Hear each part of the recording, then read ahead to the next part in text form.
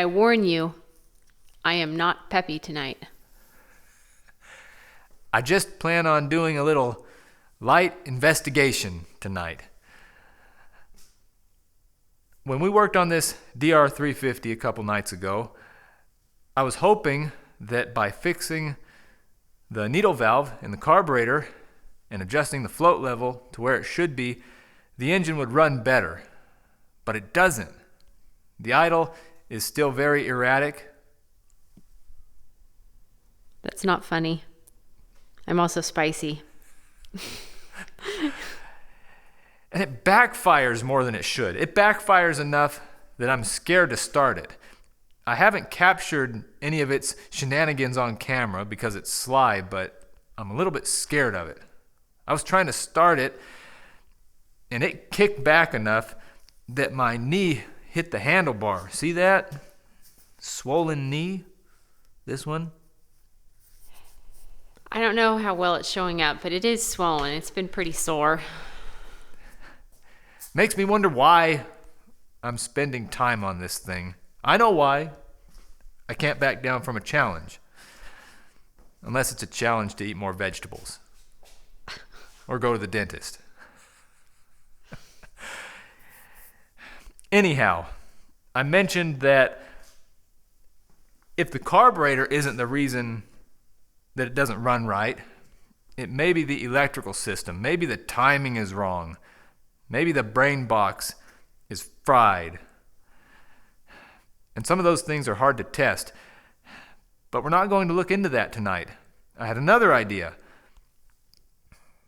The engine makes a click that I don't think it should make. I'm not sure what the click is or if it affects the running condition of the machine, but it's a problem nonetheless, similar to the leaky carburetor. So that's what we're going to try to figure out tonight, the cause of the click, or maybe it's a tick. Let me know what you guys think. Come on in here intimately, as long as you don't bite. I might bite tonight. If I slowly turn the engine over, you'll hear it. Ready? Mm-hmm.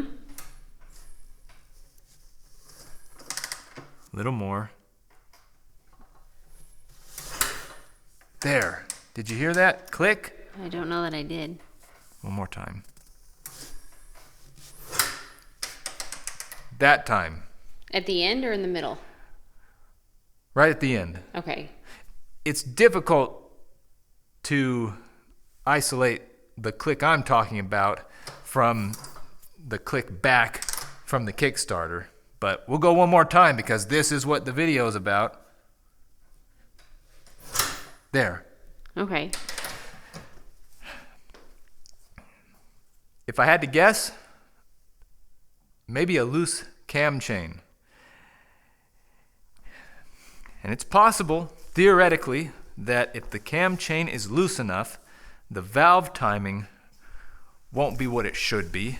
And if the valve timing isn't what it should be, the engine might not run right. I'm reaching, but it's what I have to work with right now.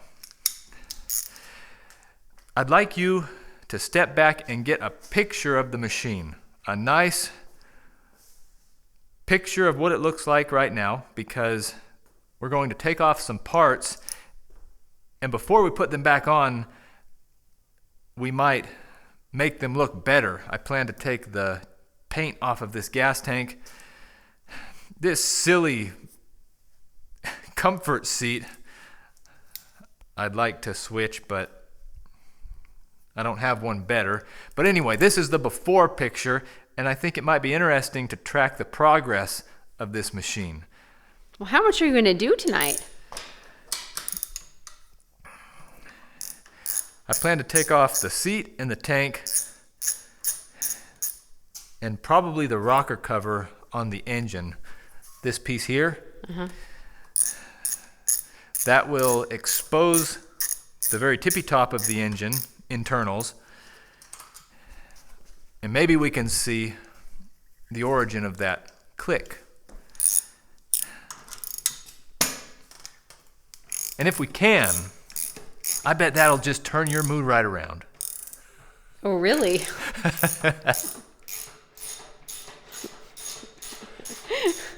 A minute ago, I felt like stepping across that pile, like on it, not over it. I don't feel like you are in a state of contentment and zen right now. Maybe you should watch some of my previous videos. This seat is heavy too. Should I help you? Do you need a hand? It's like a recliner, lazy boy seat, snuffleupagus special. I feel like it looks practical. It is a nice, comfortable chair. It's like a saddle. Tank needs to come off next, and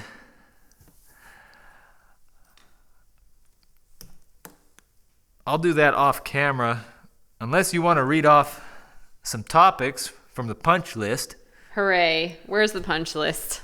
Hit me. Did you hide it? You hid it, didn't you? You didn't give it to me. Here it is. Okay. What about radio waves? Glad you asked. What are you looking for? An 8mm socket. I thought I was prepared. I wasn't. But what about radio waves? Point of view is something that I'm very interested in. I'm a student of point of view because it's intertwined with the very nature of reality. The way I see the world probably isn't quite the way you see the world. This looks blue to me. It might look gray to somebody else. Does that look blue or gray to you? Looks bluish gray. The way I see something might not be the way you see something. Do you agree with that? Yes. If I were a radio wave, just about everything around here would look like a cloud. Radio waves travel through things. They just slice right through most things. So if I was a radio wave, everything would be a cloud. So, is everything a cloud? Or is it solid? I might be a radio wave tonight. You might be highly radioactive tonight. Off the charts. I need to get out my Geiger grumpy meter to size you up. Break it. So the point is, if I were a radio wave, everything would be a cloud. I could move through it, slice through it. I wouldn't even know what solid is. So the nature of solid items around me may seem real because that's the way it seems to me, that's the way it seems to Camera Girl, but are they really solid? Or is it just the result of my senses, my measurement instruments? If no one were here to measure whether it was solid or cloud, would the item exist at all? I can't say. So tank is off.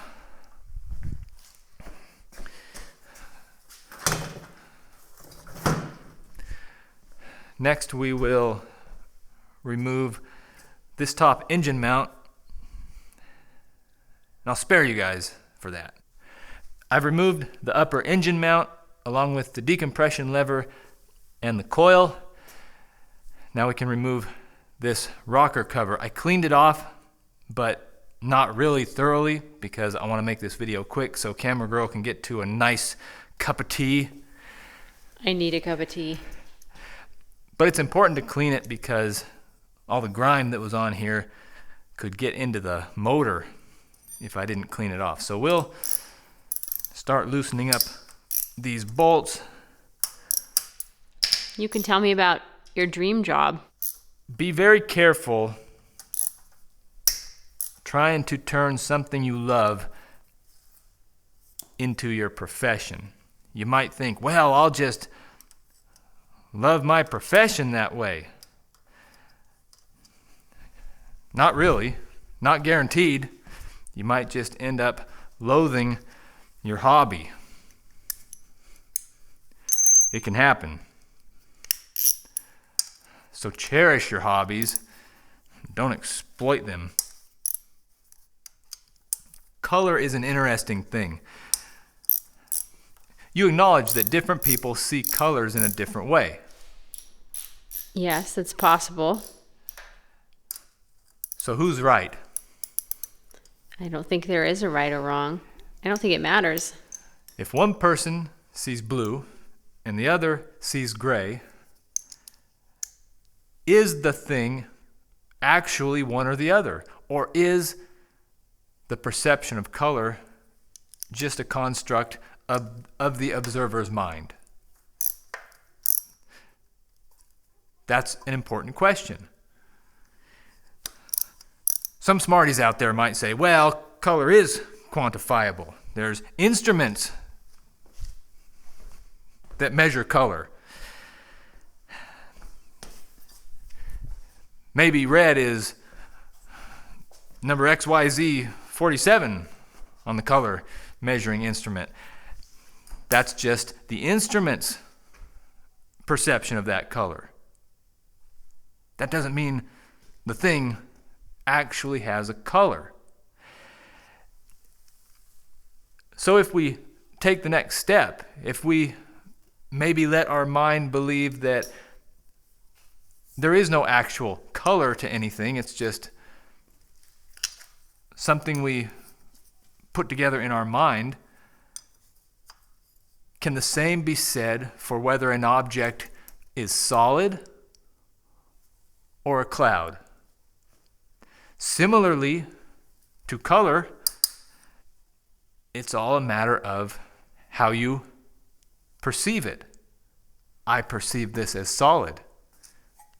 The radio wave perceives it as a cloud.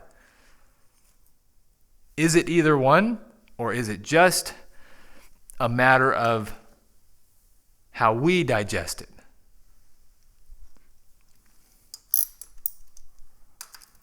I think I'm onto something.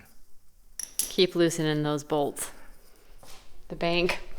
The bank. This one is simple, but I didn't realize it until I opened an account with Fidelity, or I did not experience it. I thought about it before, but I didn't experience it. But as far as the bank goes, once you give your money to the bank, it's not yours anymore. You don't have that money anymore. It's gone. You trust that the bank will give you some money if you ask for it that was represented by the money that you put into the bank. But once you put the money in the bank, it's gone. I opened an account, and after I gave them the money, they said, our fraud team needs to investigate this deposit, and until their investigation is complete, you may not access the deposit that you have made. I don't think that's a common occurrence because I was a special circumstance, but it can happen. And it took me... Turn. Twist your hand. Oh yeah, I got it sorted out. But it was hard on a feller. You don't know how thin of a thread the whole thing might be hanging on. We're ready to pop this thing off. Here we are. Get this out of the way. Then we'll see if there's anything going on under here that shouldn't be. Okay. I may have already figured something out. This here is an automatic decompression mechanism on the camshaft. The purpose for that is to make it easier to start. On these 4-stroke motors, they have a lot of compression. So you've seen me start it before. I have to bring it up to top dead center and then jump down on it to start it. But a decompression camshaft, automatic decompression camshaft, is meant to lower compression at startup so a guy doesn't have to push as hard as I do to bring the piston up. Do you see the disconnect? I still have to stand on it despite the decompression camshaft. So I wonder if it's malfunctioning. Maybe it's decompressing when it shouldn't. So I will investigate this tomorrow. Remove the camshaft and see why this isn't working like it should. But let's turn the engine over and see if we can hear it click.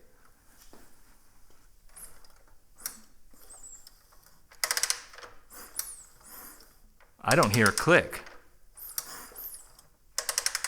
Do you? No. That's smooth as silk.